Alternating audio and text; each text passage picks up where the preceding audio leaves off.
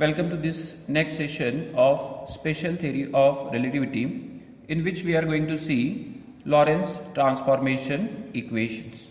Now, as we have seen before, transformation equations are set of equations that help you convert one set of coordinates to another set of coordinates in inertial frame of reference. Now, we have already learnt about Galilean transformation equations. These are Galilean transformation equations and these are inverse of Galilean transformation equations. But according to these equations, if we assume these equations are to be true, then it tells us that velocity is relative. That means it depends on the observer.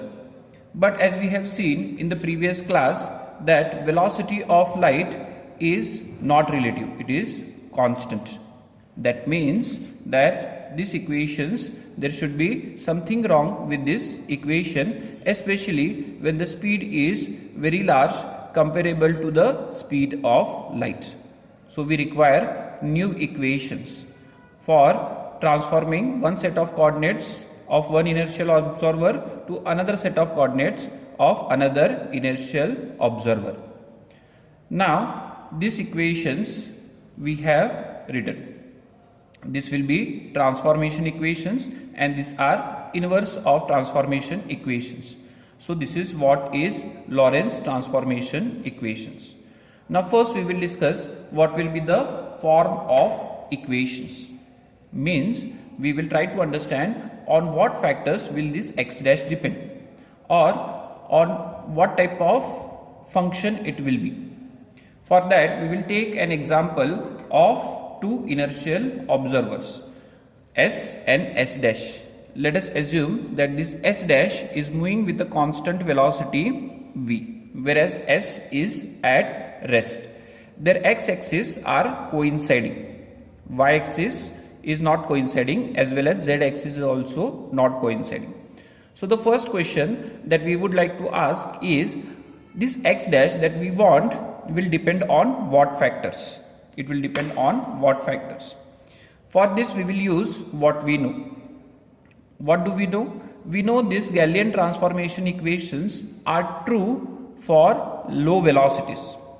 We have used these Galilean transformation equations, you may remember, in first PUC to find relative velocities, and the answer they gave were not exactly wrong.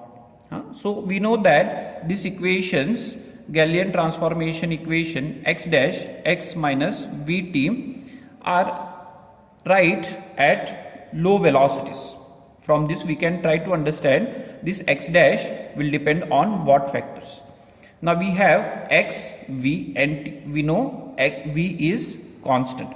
So x dash will be function of, or it will depend on x and t. It will depend on x and t.